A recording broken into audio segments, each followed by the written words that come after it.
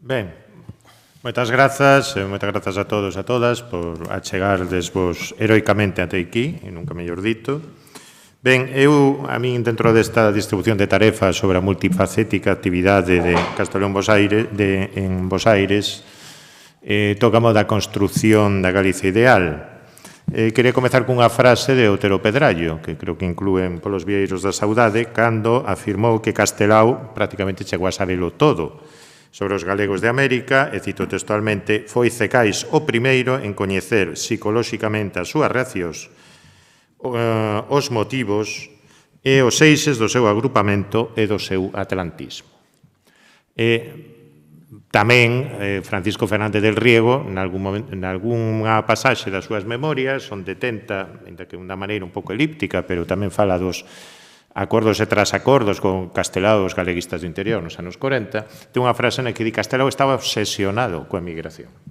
É dicir, un dos motivos polo que non nos entendíamos moi ben era porque Castelao tiña unha sorte de novo plantexamento sobre o papel que debían xogar os emigrados, mentres nós facíamos política aquí, en Galicia e en España. Curiosamente, Castelao efectivamente desenvolve toda unha teorización sobre o papel da Galicia emigrada, desenvolve toda un discurso sobre a emigración, as comunidades de emigrantes en particular, como piar de legitimidade alternativo da causa republicana e da causa galeguista, pero esta reflexión que él sempre basea na súa condición de emigrante atípico, el cando chega a Bos Aires en 1940 di que un emigrante máis, porque eu aquí vin cando era novo, e aquí veño a envellecer, e o feito de ser antigo residente na Argentina é algo que xoga ao seu prol, digamos, a seu favor na resolución do seu expediente na Dirección Xeral de Migracións Argentinas, aínda que seguimos sen saber moi ben exactamente que tecla se premeu para que o puidesen, para que lle desen o permiso para emigrar na Argentina no ano 40 dende Nova York. El utiliza todos eses argumentos de maneira estratégica, precisamente aludindo o feito de que el pasou 4 anos na Argentina sendo un neno. Nomeadamente entre 1896 e 1900, na Argentina, ademais, naceron as súas dúas irmás. Era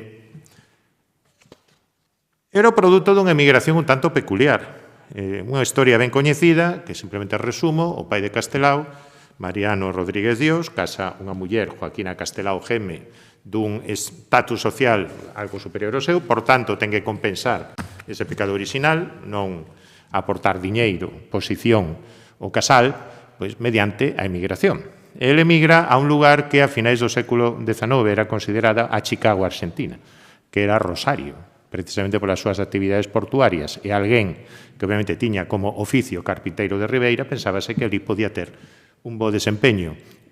Don Mariano ten ali parentes, non recordo mal agora ser un tío ou curmán, pero en todo caso eses parentes estaban relativamente ben sucedidos económicamente. En algún momento orientan o cara ao ramo do comercio, como tantos emigrantes galegos, e como tamén facía moitos destes negocios de galegos dedicados ao comercio, exportación ou por maior, mándano a un lugar por explorar.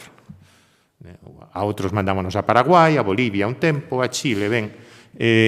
Naquel momento había pouco, finais do século XIX, que chegara o ferrocarril a unha localidade do interior argentino, a Bernasconi, a la Cruz Colorada, Bernasconi, provincia de La Pampa, un lugar poboado maioritariamente por alemáns, por xudeus tamén de Europa Oriental, os que na Argentina coñecen como rusos, e ali o pai de Castelao foi establecer unha pulpería, unha tenda de pulpa de carne, é dicir, un almacén, digamos, non?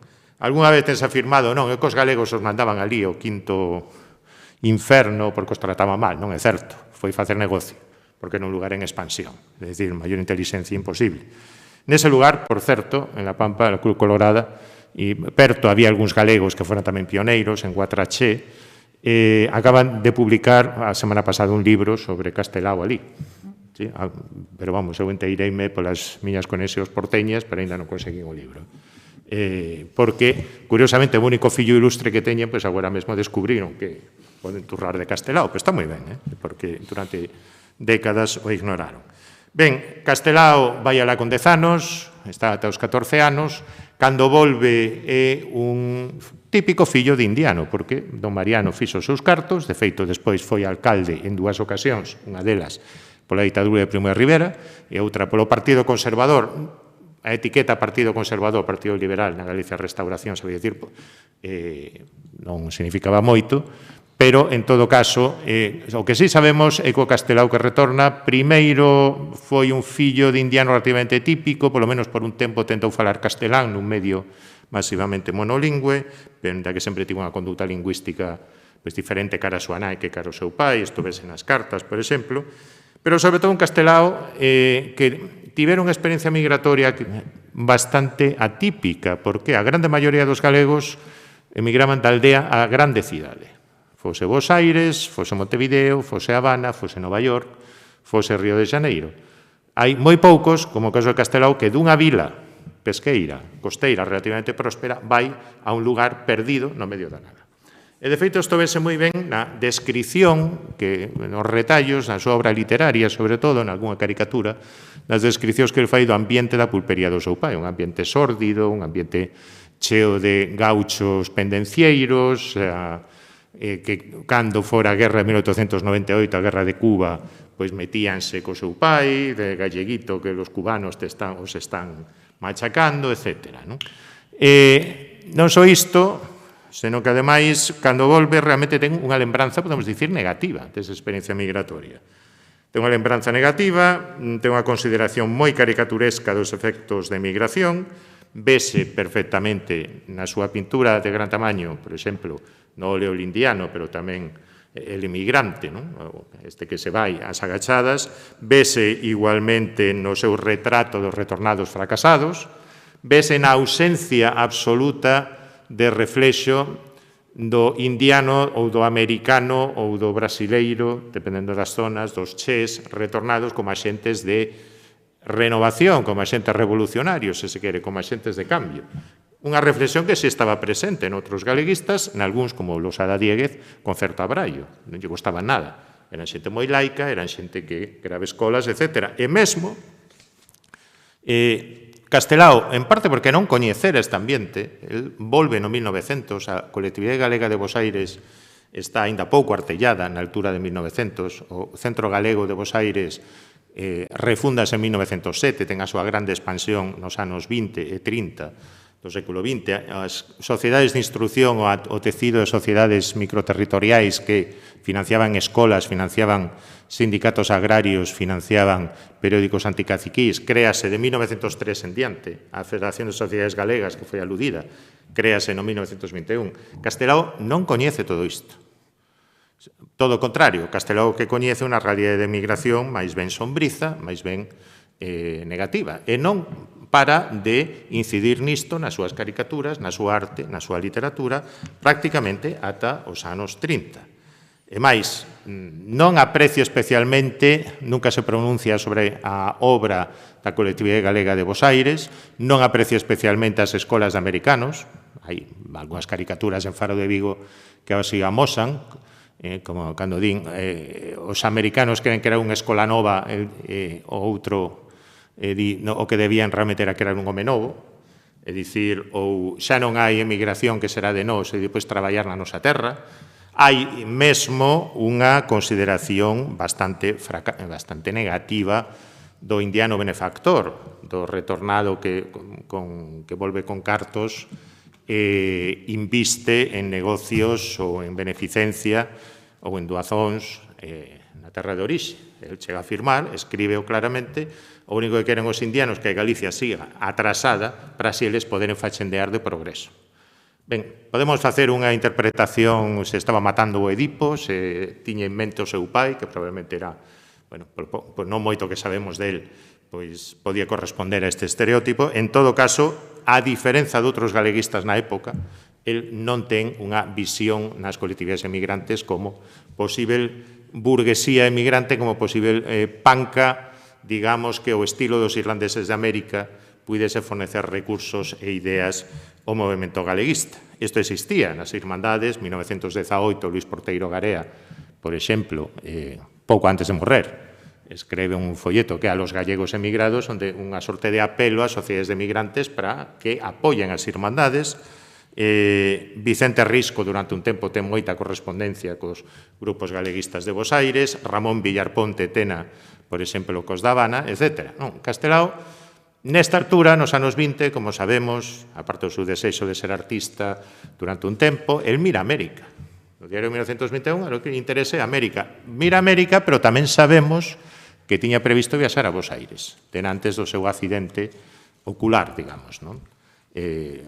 El, de feito, donou algún cadro á Sociedade de Hijos del Ayuntamiento de Rianjo, SIC, en Bos Aires, era considerado polos rianxeiros de Bos Aires como o seu xenial artista, como o seu fillo predilecto, os seus éxitos en Madrid serán celebrados. Por certo, este cadro que el mandou, non sei onde está, non sabemos onde está, como tantos. É dicir, pero esa intención frústrase, el mesmo na correspondencia con algúns dos amigos artistas na altura, mesmo se caricaturiza a sí mesmo como un indiano, e di, aún me acuerdo de hablar che. Bueno, isto nos anos 30, nos anos da República, tampouco non cambia realmente. En parte, porque Castelao é partidario de acabar coa emigración. Dio varias veces, hai que acabar coa necesidade de emigrar, de poder eu suprimiría a emigración, non acepta que as colectividades de emigrantes están aí e poden ser unha panca efectiva, un apoio para a causa da autonomía de Galicia.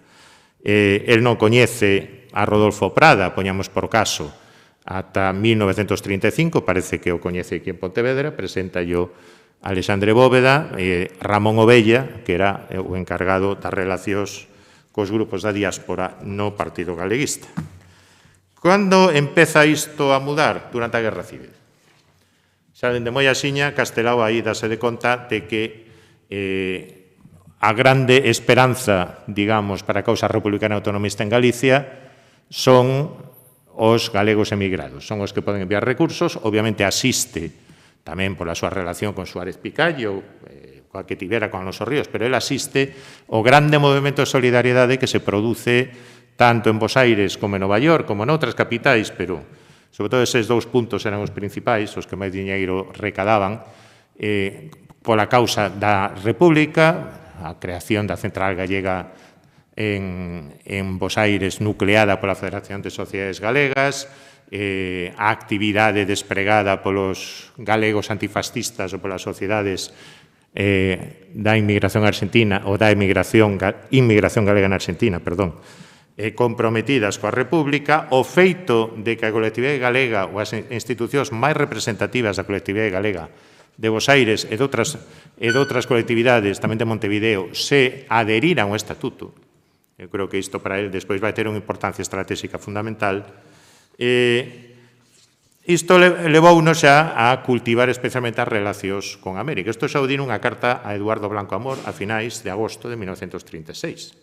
Movilizadevos, salvádenos. Xunto isto, está un feito, bueno, disto falaba a semana pasada aquí tamén en Pontevedra, que empeza a madurecer este conceito da Galiza mártir. O conceito da Galiza mártir, que coñecemos os álbumes de debuxos, pero por que, entendo eu, tamén Castelao recorre estratégicamente a este argumento? Bueno, os nacionalistas vascos tiñan combatentes nas frontes. Tiñan batallóns de Gudaris, non foron decisivos militarmente, pero aí estaban. Os partidos catalanistas tiñan as súas unidades na fronte, os galeguistas non tiñan nada. O primeiro impulso para crear as milicias gallegas que despois conversen no quinto rexemento parten dos galeguistas, pero asiño o Partido Comunista, máis organizado, con máis apoios, é o que toma a iniciativa. Isto conta moi ben Santiago Álvarez nas súas memorias, como vai buscando segadores que estaban a ceifa en Castela, alrededor de Madrid, para recrutalos para as milicias. Por tanto, se non temos combatentes, o plan de crear unha solidariedade galega antifeixista, unha sorte de socorro vermello pero galeguista, para xuntar os galegos esparexidos que loitaban en diversas unidades, dende Elixio Rodríguez, aviador, ata o propio Carballo Calero, e outros máis, os que seguían pasando como podían, non chega a fructificar de todo, pero queda o sacrificio dos mártires, E daí creo que tamén hai que interpretar o sentido desa frase que tanto repetían, que os mártires algunhas veces triunfan e mesmo mellor que os heróis. Que tamén unha maneira, ben, non temos tantos heróis nas frontes, non temos unidades galeguistas na fronte, pero o noso tributo de sangue está pago porque temos varios milleiros de vítimas da bota de Atila. Esa consideración, que, como sabemos, tamén é valorada estratégicamente polo que queda da organización do Partido Galeguista en Barcelona, con San Xosé Pla á fronte, tamén foi, parece que estaba detrás do interese de Castelao en ir a Argentina xa en 1938, hai un nomeamento frustrado, digamos, por parte do goberno de Largo Caballero de Castelao como ministro, como embaixador da República en Bos Aires.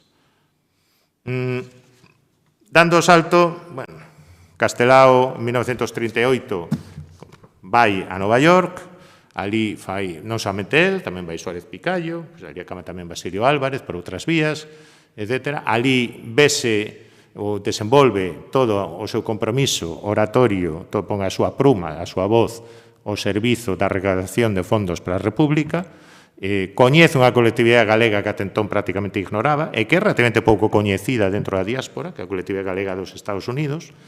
Axiña se decata de que unha colectividade de xente de mar, sobre todo moitos de Muros, de xente de mar, moi involucrada nos sindicatos en parte anarquistas norteamericanos, pero onde non se consegue artellar un grupo galeguista realmente de entidade, aínda que na Casa de Galicia de Unidade Gallega pois sí que participan Castelao, Guerra da Cal e algún outro con certo protagonismo. De feito, o primeiro logo da Casa de Galicia Unidade Gallega en Nova York é unha sorte de transmutación da estrela do Partido Galeguista.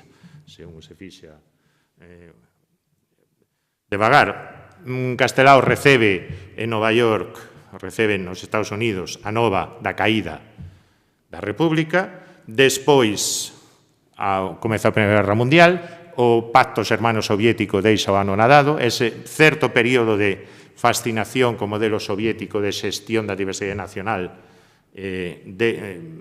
acaba, e mesmo a súa connivencia con Luis Soto, co Partido Comunista, que eu creo, ademais, que non é tanto que Castelo estivese a piques de, ou como dicía Suárez Picallo en algunha carta, que está manipulado polos comunistas.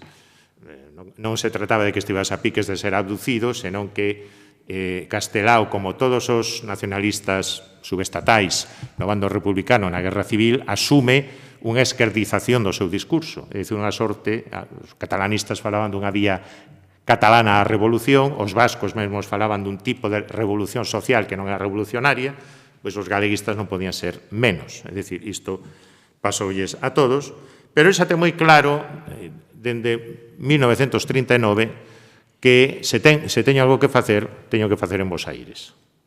Non só é que coñecera o Fronte Popular Antifascista Gallego de Nova York, as Sociedades Hispanas Confederadas, tamén coñeceu os problemas da inserción dos exilados e das loitas políticas do exilio nas entidades de inmigrantes, que non entendían algunhas das retesías entre anarquistas e comunistas, poño por caso, entre as organizacións de axuda creadas por Indalecio Prieto, líder do Partido Socialista, e a creada a Jare do goberno de Negrín, a mala xestión dos diñeiros recadados polos galegos de Nova York, que é algo que o subleva de maneira especial, sobre todo porque o diñeiro recadado polos españois de América era, na súa maioría, diñeiro de galegos, que despois non era destinado a salvar, a traer para América, a fretar barcos con refugiados galegos, senón que aquilo se repartía nun fondo común e, basicamente, a partilla seguía criterios de filiación partidaria. É dicir, tantos comunistas, tantos socialistas, tantos da CNT, tantos de Izquierda Republicana, etc. E os galeguistas, obviamente, tiñan moito que perder. Hai moitos testemunhos a este respeito, pero, bueno, non me vou estender. En calquera caso, hai un breve período no que quere ir a México, onde ian a maioría dos exilados, de mediación do cineasta, de Carlos Velo. Despois, ao final, decide non ir. visita a Habana a finales do 39 e aí participa nas eleccións para a renovación parcial da Xunta de Apoderados do Centro Galego. El nunca estivera en Cuba, non tiña relación con Cuba, e o que coñece unha colectividade galega mobilizada nunha entidade Hermandad Gallega na que xoga un papel fundamental un pontevedrés, Álvarez Gallego, e que fixa un programa de unidade republicana por riba de disputas partidistas. Esa Hermandad Gallega consegue a vitoria nesas eleccións. E dai obtén, é certo que 2 anos despois os franquistas volven á dirección do Centro Galego. E, de feito, é unha das razóns polas cales La Habana non vai ser un centro de acollida preferencial dos refuxiados exilados galegos porque a colectividade caera básicamente máis franquistas. Había de todo, pero, sobre todo, o Centro Galego, que a entidade máis importante, era cercana ou estaba chegada ao goberno de Franco. Dai Castelao que elección obtén, porque responsabilizaba en parte os comunistas de romper, de crevar esa entente republicana, pero obtén a elección a política da República, a política da Segunda República, a organización en partidos. Non se pode trasplantar a emigración. Necesitamos outro modelo. Isto aplícao, de momento, efectivamente, se mantén a feble estrutura do Partido Galeguista. Durante un tempo a xefatura recaera no que tiña máis estabilidade, tiña máis de 100 asociados, que era o Grupo Galeguista de Bos Aires, no que, ademais, había certos inmigrantes de éxito, algún expresidente do Centro Galego, entre eles, bueno. Pero cando chega a Bos Aires, nun clima de afervoada simpatía por parte da colectividade galega de Bos Aires, hai testemunhos na prensa realmente simpáticos, por exemplo, nativos del Ayuntamiento de Cambados, unha sociedade que para nada tivera tentón veleidades galeguistas, publica na prensa: en estos días parece que todos los gallegos estamos de fiesta. Desde el primer momento que nos enteramos de la llegada a nuestro país de nuestro querido insigne poeta, Alfonso R. Castelao, no sé qué nos pasó a todos. Parece que sentimos tan grande emoción como si aquel día esperásemos la llegada de algún familiar nuestro. Todos en estos instantes sentimos por nuestro gran maestro algo de lo nuestro. É dicir, isto é un caso, non? E xa digo, unha sociedade que despois nunca amosou simpatía polo galeguismo. Claro, Castelao era moi coñecido polas súas caricaturas, etc., pero tiña unha dimensión que ia máis alá do eido de influencia dos galeguistas. El asume a dirección do galeguismo organizado e aí axiña se plantexa que facer. É dicir, hai sectores que queren reforzar o Partido Galeguista. Con apoio, os poucos exilados que hai, está Núñez Búa, por exemplo, en La Plata, Alonso Ríos chegara por outras vías a Bos Aires un tempo antes, algún máis, pero basicamente a hora de reorganizar o nacionalismo, que había que facer? Bueno, el opta, de decembro de 1941, por conxelar, non disolver, non vou entrar no debate que cando se disolveu o Partido Galeguista ou non, hai quen quere seguir gastando enerxías niso, pero en decembro de 1941 promove a Constitución de Irmandade Galega, que chegou a contar 160 asociados en vida de Castelao, que non eran moitos, pero eran selectos.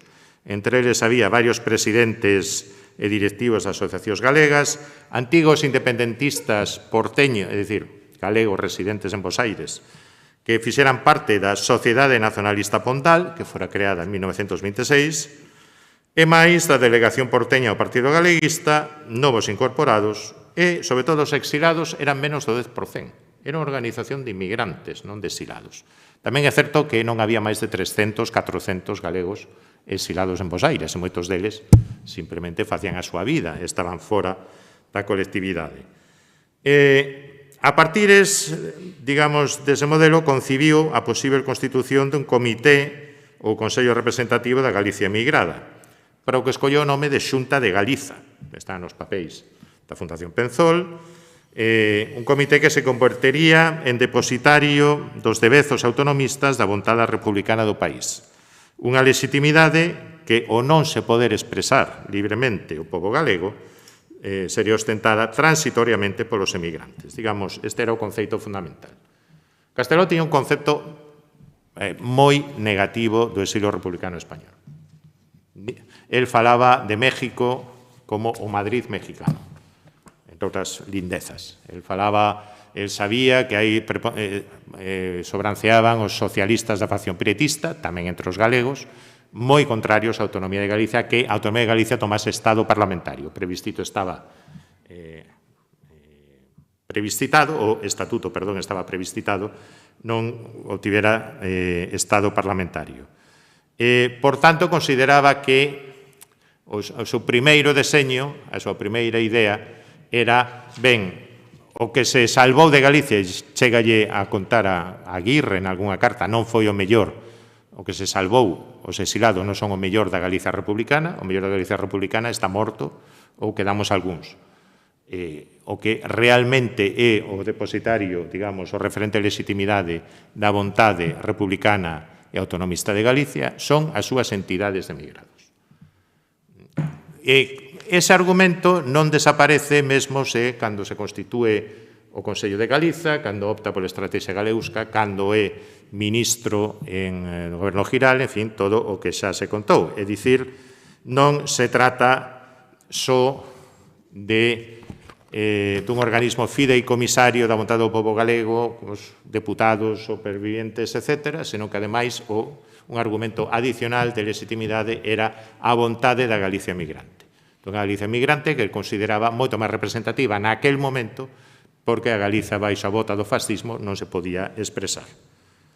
Isto dunha banda, pero outra banda que Castelao tamén concibe a súa misión en termos máis amplos. El fala da Galiza ideal, pero na súa correspondencia privada tamén di claramente, bueno, os emigrantes non son unha masa, son un amoado. Son un amoado e hai que cos que algúns fan filloas en tempos de eleccións. Bueno, isto ata hai pouco sucedía, acontecía. Mesmo nalgúnas cartas el fala do proxecto de celebrar un Congreso Nacional Galego nas Américas, nos que vayan representacións de institucións emigrantes, pero logo axiña pon o freo e di, bueno, coidado, non de todos. Imos elixir os que van porque aquí hai de todo. É dicir, é moi consciente de que hai que regaleguizar as entidades. É o que vivira en parte nos Estados Unidos, o que viu tamén en Cuba, o que vía tamén na propia Colectiva Galega de Bos Aires, onde o trataban moi ben a Corpo de Rei, o convidaban, o levaban, etc. Ás veces paradoxos, por exemplo, hai curiosos paradoxos, as fotos que se fai coa Sociedade Hijos del Ayuntamiento de Rianjo, bueno, había varias que logo se uniron, en fin, pero boa parte dos que están con Castelao, todos ufanos de ter ali o ministro da República, etc., son carceleiros, son funcionarios de prisións da Municipalidade de Bos Aires, porque os de Rianxo, en parte, eran carceleiros. É dicir, outros, pois, o que sei, os de Noia traballaban de repartidores de leite, etc., pois, os de Rianxo cadrou así. Se visitan Bos Aires, en San Telmo hai un penal, o que queda dun penal tradicional, pois boa parte do persoal represor, digamos, era rianxeiro. Mandase que mandase. Pero, bueno, logo, os domingos, pois, saudaban a Castelao e a non escoitar e tal, non? El, polo tanto, vía que aí había que arar, e para iso crea unha sorte de liturxia patriótica. É dicir, a Irmandade Galega debía mobilizar outras entidades para crear unha liturxia patriótica, para crear, digamos, o que podemos chamar toda unha serie de vectores de constitución desa Galicia ideal. Esa liturxia patriótica que inclúe a celebración dunha serie de datas, o 25 de xullo, o cabo dano de estatuto, o 28 de xuño, ás veces non sempre o 17 de decembro, e tamén a festa dos mártires de Carral, é dicir, en recordo da sublevación de Solís e compañía en 1846. Que, por certo, hai un historiador argentina, ten un libro maravilloso sobre o exilio español na Argentina, o seu único erro que ela di, e tamén celebraban a fiesta del Corral de Galicia. Non sabía que era iso de Carral, naquela non tiñan que preguntarlle, pois non puido facer unha reedición, pero aí aparece la fiesta del Corral de Galicia, porque penso, bueno, son campesiños, pois sería el Corral, a saber, non? E máis, a institución do Día da Galiza Mártir o 17 de agosto é unha iniciativa de Castelao. Está recollida en acta, nas actas da Irmandade Galega, Como sabemos, ademais, a erección dun busto, obra de Domingo Maza, a bóveda que segue a existir no Centro Galicia de Bos Aires, tamén iniciativa de Castelao. Nestas efemérides, digamos, para coordenar esta liturgia patriótica, creouse mesmo unha comisión intersocietaria para a conmemoración das datas patrióticas galegas. Isto non inventaron Lelutier, isto chamase así, que seguiu existindo despois da morte de Castelao.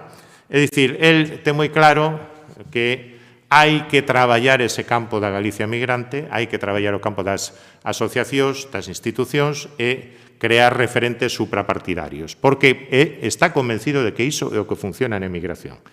Non todo o mundo pensaba igual que el. É dicir, antes falouse de Eduardo Blanco Amor. El ten un período no que se enfronta con Eduardo Blanco Amor, con boa parte dos sectores que están alrededor da Federación de Sociedades Galegas, que non entenden dúas cousas. Eduardo Blanco Amor ten un artigo moi bo que se chama Política de los emigrantes e Política de los emigrados. Emigrados, por emigrados se entendía emigrés, emigré, que era o termo aínda usual para decir exilado. E viña a decir, os emigrantes non entendíamos de partidos, entendíamos de ideas, de principios. Chegaron os exilados e nos meten divisións. Que se galeguistas, que se antiautonomistas, que se prieto, que se negrín, que se comunistas, que se anarquistas. E nós isto non entendemos. Eles que nos deixen facer política como nos facíamos, que ven que nos mobilizamos pola República. Doutra banda, hai unha liña política que seguen os galeguistas que foi a de agrupar moita destas sociedades de instrucción de base parroquial ou municipal e crear centros provinciais, que seguían a facer parte da Federación de Sociedades Galegas, pero que constituían un certo incordio, sobre todo o centro Ourensán, que era onde máis domeaban os galeguistas, tamén o centro Pontevedrés. E isto, por exemplo, Blanco Amor, en 1976, no libro Unha dúcia de galegos, explica yo a Víctor Freixanes. Os galeguistas toda a vida dixeron que as provincias eran creacións do Estado liberal e chegan a Bos Aires e crean centros provinciais. Era incomprensible, un contradicto in terminis, claro, era controlar espazos de poder e de influencia nas colectividades de migrantes. Ben, Castelao, cando volve de París, xa o comentou Quique, está no solpor da súa vida, el considera que o que ten que facer é seguir creando patria en Bos Aires, el considera que o que ten que facer é poñer as bases da recuperación desa alba de gloria grazas a Galicia emigrada, pero tamén sofre unha certa decepción nos últimos anos da súa vida. Primeiro, porque asiste ás manobras do que algúns chamaban a burguesía emigrante, os inmigrantes de éxito que dominaban parte das institucións, sobre todo o centro galego, para achegarse, sobre todo en 1946, á embaixada franquista. É dicir, en algún momento, José María de Areilza, que por un tempo foi embaixador en Bos Aires de España franquista, foi recibido no centro galego, izouse a bandeira a rojigualda por un tempo, en algunha ocasión. Isto provocou moita reboeira na colectividade galega, no sentir republicano da maioría dos socios, e aí Castelao sí que interveu e dixo, expresou os socios republicanos e autonomistas o que teñen que facer é optar por unha candidatura propia. É dicir, desde 1938 dominaba no centro galego unha candidatura republicana, hai que dicilo, de unidade, pero que tamén sufría fendas internas. E o segundo elemento que el contempla ou enxerga con moita preocupación é que dende marzo de 1946, en que se restabelece a posibilidade de emigrar, os novos inmigrantes que van chegando a Argentina son diferentes dos que el coñecera. Os que el coñecera, moitos eran prófugos do servizo militar, moitos eran anticlericais, moitos desenvolveron unha certa consciencia galega na emigración. Os que el comeza a ver chegar son excombatentes do exército franquista, levan 10 anos de adoctrinamento e represión, cando chegan, moitas veces non teñen problema en considerar a bandeira rojigualda como a súa, e non entenden por que estes vellos republicanos nos bailes non nos poñen esa bandeira tricolor, ta que xa non tiñan algúns memoria, porque eran moi novos. Castelao chega a dicir, falaría da emigración dos xurelos con máis respecto que dos galegos de hoxendía. é unha entrevista realmente dura, son palabras bastante duras. Non? Ao mesmo tempo que está a dicirlle o seu curmán Alfredo Somoza, deputado de Esquerda Republicana, que, bueno, finalmente pode sair do seu agocho, ven a Argentina, non importa que aquí o réxime non sexa amigo noso, o fundamental é que a xente é amiga nosa. É dicir, é mellor ir a un país onde os gobernantes non nos queren, pero a xente sí, que ao revés. Estaba dicindo claramente non vayas a México, non? Ven aquí a Argentina. É dicir, neste punto sí que seguía crendo unha Galiza ideal, pero era realistas, dábase de conta de que había nubes no horizonte. Bueno, nada máis, gracias.